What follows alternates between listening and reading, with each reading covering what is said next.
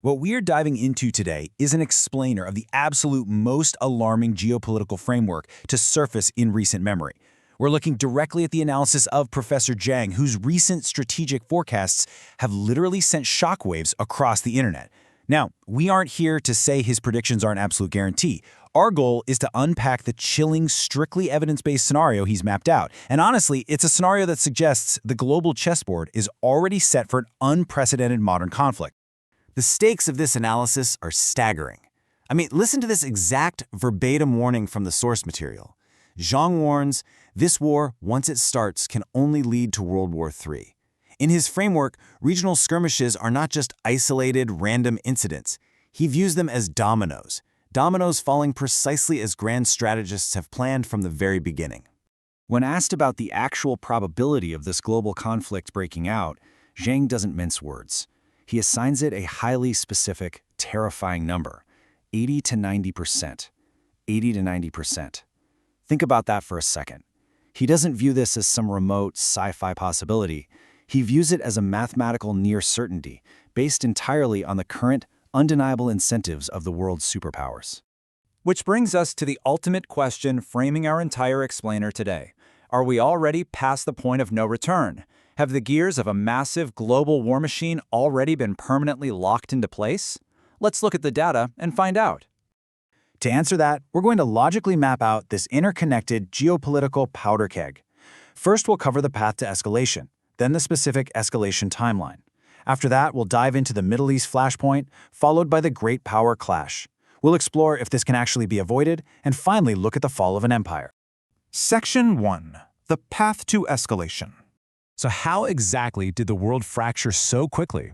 Well, the trigger was the sudden weaponization of the supposedly neutral U.S. petrodollar. That neutrality completely shattered when the United States and Europe froze over $200 billion in Russian assets. $200 billion.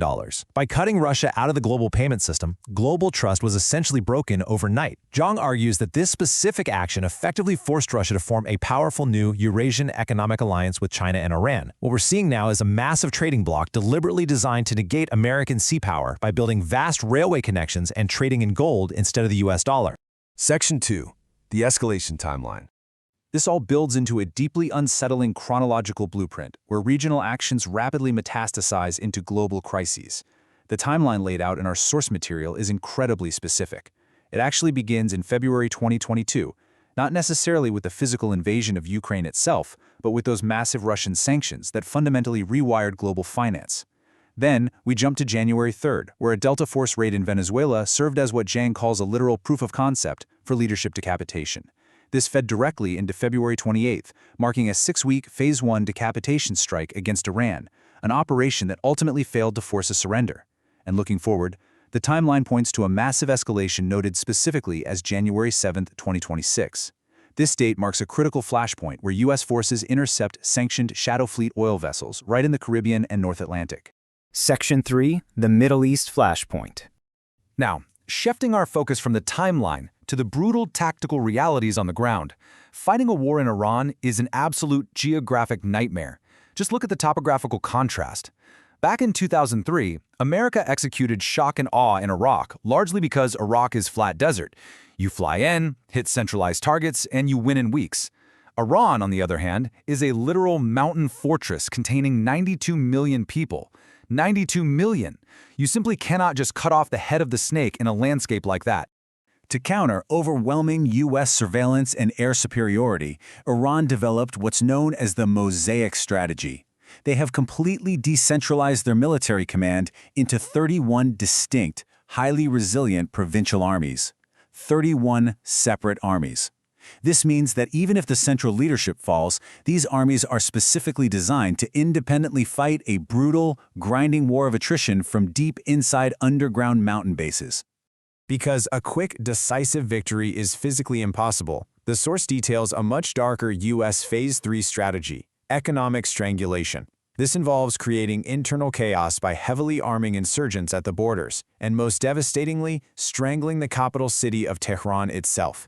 By systematically attacking power plants and reservoirs, the ultimate goal is to completely cut off water and food to the 10 million people living in Tehran. 10 million people.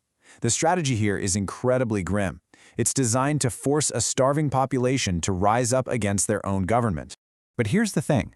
Iran has its own devastating leverage. The Strait of Hormuz is an incredibly narrow maritime choke point. We're talking only 33 kilometers across. The Gulf Cooperative Council nations critically rely on this narrow strip of water to export 20% of the world's energy. But even more terrifying? Because they lack agricultural resources, these same nations import 80 to 90% of their food directly through these waters. 80 to 90%. Iran's ability to shut down this tiny 33-kilometer strait literally threatens to completely collapse the global economy overnight. Section 4. The Great Power Clash. Zooming out to the global chessboard, we have to understand the grand strategies of the superpowers pulling the strings behind these regional conflicts. The U.S. operates as a democracy, driving a Fortress America strategy, using their immense tech supremacy and the U.S. dollar to maintain global control. Russia, operating as an autocracy, is driven by the Third Rome ideology, seeking a Eurasian alliance backed by its sheer landmass and massive artillery. Israel utilizes world-class intelligence and religion to pursue the Greater Israel Project. And Iran? They leverage a vast network of proxies and asymmetrical geographic warfare, with the grand strategy of mastering the Muslim world. For the United States, the grand defense strategy is explicitly fourfold. First, completely lock down the Western Hemisphere. This is exactly why 1/3 of all U.S. naval assets are currently parked right in the Caribbean. Second, force NATO and allies to finally fund their own defense against Russia. Third, strangle China economically by controlling crucial maritime choke points like the Strait of Malacca. This would effectively cut China off from the Middle East, where it currently sources up to 60% of its energy. 60%! And finally, supercharge U.S. defense manufacturing by forcibly shifting commercial factories directly into weapons production. But this aggressive strategy forces the ultimate, catastrophic flashpoint with Russia. Because Russia faces U.S. control over standard sea lanes, they now completely rely on a massive shadow fleet of 1,000 sanctioned oil tankers just to survive financially. 1,000 tankers. The analysis warns that direct U.S. naval interception of this specific fleet is the spark. That is the exact move that forces Russia to directly enter the conflict on behalf of its allies, inherently dragging China right into the fray along with it. Domestically, to actually sustain these forever wars across multiple global theaters, Zhang makes an incredibly alarming forecast for the United States. He anticipates the implementation of a mandatory national draft for males ages 18 to 24, starting with automatic registration this coming December. Furthermore, he links this massive military strain, combined with severe internal political polarization, to the very real rising threat of a modern civil war within the U.S. itself. Section 5. Could this be avoided? Now, before we assume the absolute worst, we must pull back from the brink for a moment and look at the counter-narratives provided in the sources. The analysis notes that China actually has zero desire to fight a war that bankrupts its nation. Instead, China actively seeks a grand bargain.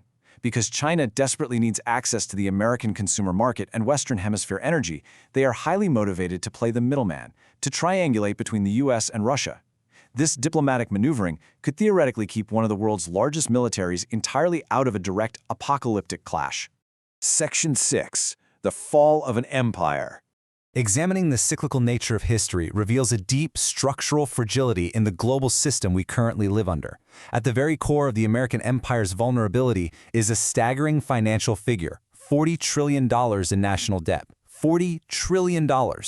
According to the framework, empires inevitably crumble from within when they face this kind of massive financial overextension combined with deep internal corruption and extreme inequality. This massive debt burden essentially forces the U.S. to constantly seek foreign conflict just to keep the global economy reliant on its weapons manufacturing and its dollar system. To put this into a historical perspective, Professor Zhang explicitly compares today's interconnected crises to the Bronze Age collapse from 3,000 years ago. That was a period where earthquakes, famines, and endless wars caused multiple dominant empires to fall simultaneously. His most chilling factual prediction from the text is that due to these compounding, inescapable pressures, the American empire is currently in its twilight phase and could realistically face full structural collapse in just 5 to 10 years. 5 to 10 years. So, if this historical cycle holds true, and the geopolitical powder kegs we've walked through today actually ignite into a violent global restructuring, it leaves us with one final thought. When the global system finally fractures, are we prepared for the reality that follows?